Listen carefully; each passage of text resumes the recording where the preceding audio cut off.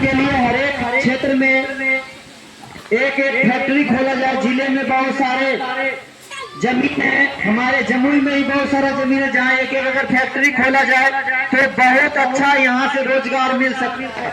यहाँ अगर हवाई अड्डा उसको चलाया जाए तो लोगों को भी सुविधा होगी और आने जाने के लिए जो आएंगे जाएंगे उसके लिए रोजगार की भी सुविधा होगी। इस प्रकार 4% सालाना, एक साल में 4% हम लोग अभी आपको 12% लगता है जीविका में, अगर 2 साल रखिएगा तो 14 से 24% हो जाता है। याद रखिए। तो वो जो हम लोग घटा करके अगर 1 लाख रुपया लीजिएगा तो 4,000 मात्र देना पड़ेगा एक साल में। अब सोचिए, ये अगर देते हैं आपको रोजगार करने के लिए पैसे, तो क्या आप रोजगार नहीं करिएगा? या आप रोजगार कीजिएगा और 4,000 खुशी खुशी दीजिएगा? तो आप बताइए, अगर सरकार की योजना पहले से रहती तो क्या आज खुशहाल नहीं रहता बिहार का जनता? तो इस प्रकार से हम लोग खुशहाल करेंगे। जो बुजुर्ग है उनको अभी देखिए 1100 हुआ, सब लोग जानते होंगे 1100 हुआ दाम पे, वो जनसुराज के दाम पे जनसुराज ने कराया। याद रखिए, दूसरा कोई नहीं कराया है। जब हम लोग बोले कि 2000 देंगे तो पीछे से नीतीश जी कहते हैं हम 1100 देंगे, और मोबाइल पे 4 बार मैसेज आएगा, एक बार पैसा आएगा, 4 बार मैसेज आएगा। जो भी मोबाइल से जुड़े हुए हो खाता हो जानते होंगे, 4 बार मैसेज आएगा कि हमने आपके अकाउंट में इतना दिया। तो क्या हमको एहसान कर रहे हैं देकर के? नहीं, वो हमारा हक है बुजुर्गों का, जो कि 1100 नहीं 2000 हक है। क्योंकि हम आने वाले समय में इसको 2000 करेंगे, ये याद रखिए। लेकिन जनसुराज आएगी तभी ये संभव होगा, जनसुराज आएगी तभी ये संभव होगा। उसका चुनाव चिन्ह है स्कूल का बस्ता। याद रखिए, क्या है? स्कूल का बस्ता, स्कूल का बैग। हमारा बैनर जो है रह गया, गलती से मिस्टेक से छूट गया, नहीं तो यहाँ पे लग जाता। तो इसमें चुनाव चिन्ह भी था। इसके आधार पे हम लोग बच्चों के लिए विश्व स्तरीय शिक्षा मैंने बताया कि कैसे देंगे, जो कि लोकल हर एक पंचायत में देंगे ये स्कूल, और बच्चों को जो है मुफ्त में रोजगार ये शिक्षा देंगे।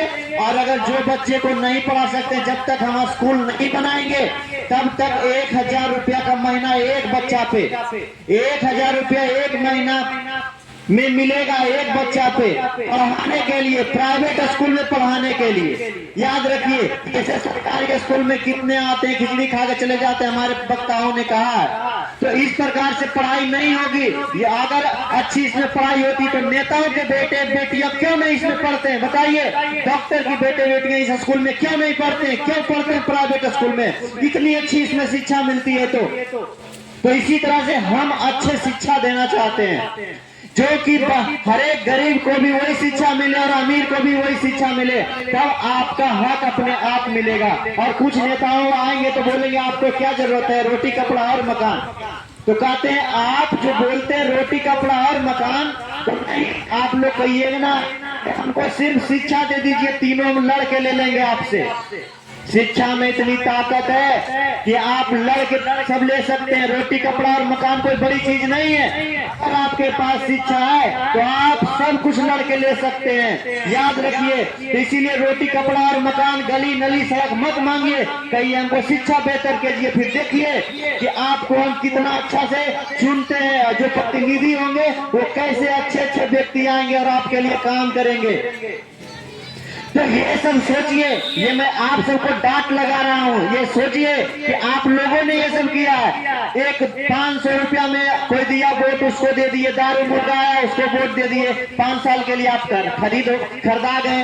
फिर आप उसको मुंह पे बोल नहीं सकते हैं कि हमारा काम ये कर दो। बोलेगा कि 500 रुपया दिए थे ना तुमको, दारू पिए था ने, तो तुम कैसे अभी बोल रहा है? मतलब 500 रुपया के चक्कर में, दारू मुर्गा के चक्कर में आप सोच लीजिए कि 5 साल बर्बाद कर रहे। अरे 5 साल और एक 5 साल में 3, अगर 5 साल होता है 15 साल, 15 साल में भी जैसे चिराग जी यहाँ 15 साल में एक छोटा बच्चा रोजगार करने लायक, शिक्षा लेने लायक हो जाता है, तो मतलब उसका भविष्य गया। तो ये सोचिए ये क्यों होता है? तो आप लोगों की भी गलती है, क्यों बार बार चुनते हैं वैसे नेताओं को जो आपको काम नहीं करता है।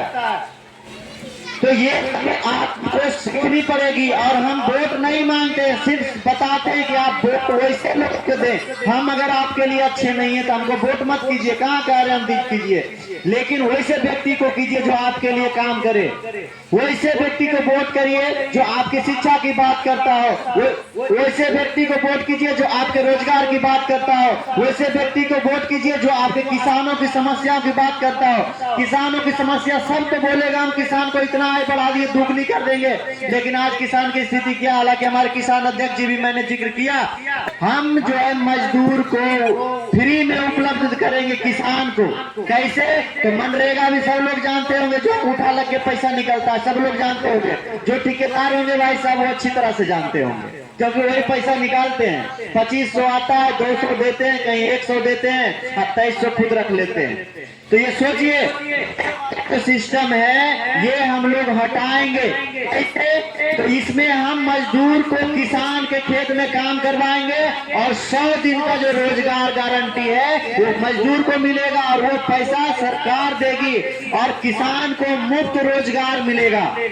अब सोचिए अगर आपको मुफ्त रोजगार मिलेगा तो आप सब्जी उपजाना चाहेंगे कि नहीं उपजाना चाहेंगे? आप अच्छी खेती करना चाहेंगे कि नहीं करना चाहेंगे? बोलिए, करना चाहिएगा कि नहीं करना चाहिएगा? ऐसे ऐसे करना चाहिए। तो इस प्रकार से आपको बेहतरी होगी, किसानों की बेहतरी होगी। तो इस प्रकार से आप सरकार चुनिए जो कि आपके लिए काम करे, ना कि अपने लिए काम करे। अभी